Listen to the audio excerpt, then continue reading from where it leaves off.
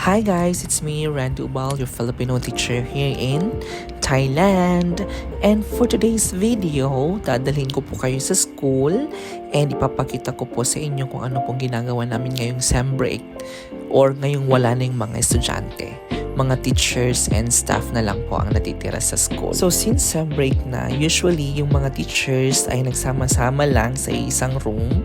Kami assign kami sa taas, sa 5th floor kaso medyo crowded na kaya we decided na magstay na lang kami sa baba sa 4th floor. So kaming mga teachers ay nabigyan ng almost 2 weeks na bakasyon or semestral break and babalik po kami sa October 25 and then kinabukasan October 26th will be the official start of second semester. Babalik na po yung mga estudyante sa 26th. And ito na nga, so bumaba ako para ipakita ko sa inyo kung gaano kaganda yung mga rooms, mga classrooms sa primary department. Since nasa Matayom ako, wala masyadong mga decoration, something like that. Wala masyadong mga kolerete or mga nakadikit-dikit. Dito sa baba, as in, tignan nyo naman yung mga bulletin nila. Hindi nagpapatalo, di ba?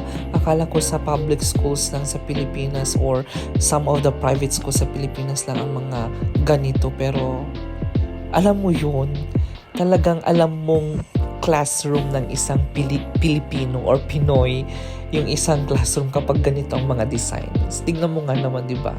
Very creative.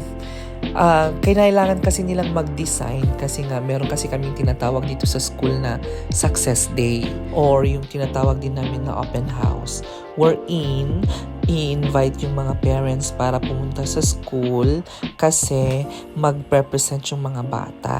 Oo, recently lang ay ginanap yung open house sa primary department. Pero sa secondary walang open house, hindi pumunta yung mga parents. Hindi pumunta yung mga parents. So, nag-present yung mga bata, ganun. Kasi sa amin, wala na kaming exam. Wala nang exam sa arts, wala nang exam sa occupation, and many more. Mga minor subjects, wala na ring mga exams. Pero, ang exam nila is practical. Oo, magpe-present sila. For example, sa music, kailangan nilang aralin yung song na ituturo ng teacher nila at ipe-present nila. Ganun. Sa arts, for example, ang final examination nila is art exhibition. Kailangan nilang mag-paint sa canvas. And then during the open house, magkakaroon ng exhibition ng mga ginawa nilang mga artwork. So, ganun. So, tapos na. And nakita nyo naman kung gaano kaganda yung mga rooms sa primary department. Diba? So ito na naman ako, walang katapusang print na naman to. Hanggang sa matapos ang reporting for the first semester. Ayan, so print lang. At syempre, kailangan din namang mag-relax, di ba? Pagkatapos mag-print, ayan, ang ganda ng view ko talaga. Ang ganda ng pwesto ko sa 4th floor. Kitang-kita ko na kapanood ako ng practice. Practice ito ng mga mga soccer players dito or mga football players dito sa school. I don't know if may competition ba sila. I don't know. Pero I think pumunta lang tong mga bata dito para maglaro. Ay, hindi pala. Mag-i-ensayo ata sila kasi may coach. Ay, perfect! Parang may coach na nagbabantay.